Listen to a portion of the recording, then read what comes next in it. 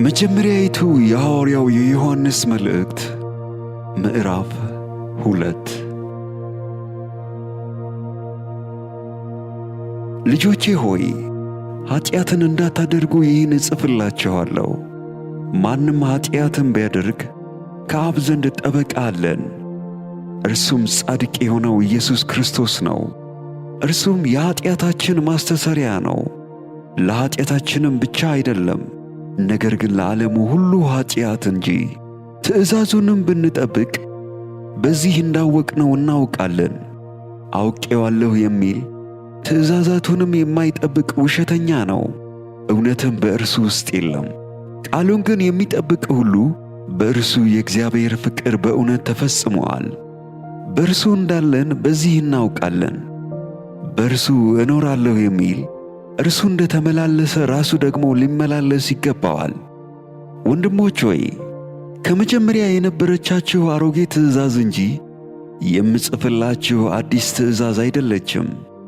አሮጌቱ ትእዛዝ የሰማችኋት ቃል ናት። ዳግመኛ አዲስ ትእዛዝን እጽፍላችኋለሁ። ይህም ነገር በእርሱ በእናንተም እውነተኛ ነው። ጨለማው ያልፋልና እውነተኛውም ብርሃን አሁን ይበራል። በብርሃን አለሁ የሚል ወንድሙንም የሚጠላ እስካሁን በጨለማ አለ። ወንድሙን የሚወድ በብርሃን ይኖራል፣ ማሰናከያም የለበትም።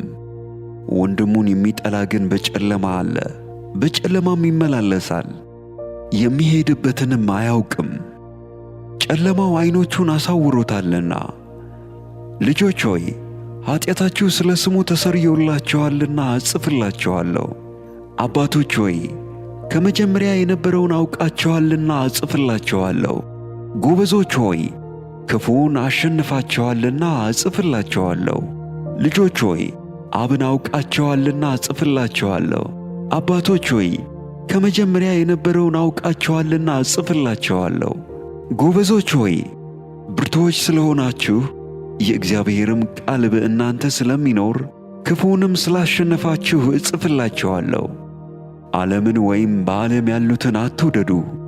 በዓለም ያለው ሁሉ እርሱም የሥጋ ምኞትና የዓይን አምሮት፣ ስለ ገንዘብም መመካት ከዓለም ስለሆነ እንጂ ከአባት ስላልሆነ፣ ማንም ዓለምን ቢወድ የአባት ፍቅር በእርሱ ውስጥ የለም።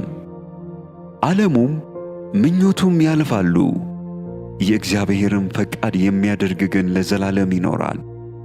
ልጆች ሆይ መጨረሻው ሰዓት ነው። የክርስቶስም ተቃዋሚ ይመጣ ዘንድ እንደሰማችሁ አሁን እንኳ ብዙዎች የክርስቶስ ተቃዋሚዎች ተነስተዋል። ስለዚህም መጨረሻው ሰዓት እንደሆነ እናውቃለን። ከእኛ ዘንድ ወጡ፣ ዳሩ ግን ከእኛ ወገን አልነበሩም። ከእኛ ወገንስ ቢሆኑ ከእኛ ጋር ጸንተው በኖሩ ነበር። ነገር ግን ሁሉ ከእኛ ወገን እንዳልሆኑ ይገለጡ ዘንድ ወጡ። እናንተም ከቅዱሱ ቅባት ተቀብላችኋል፣ ሁሉንም ታውቃላችሁ። እውነትን የምታውቁ ስለሆናችሁ ውሸትም ሁሉ ከእውነት እንዳልሆነ ስለምታውቁ እንጂ እውነትን ስለማታውቁ አልጽፍላችሁም።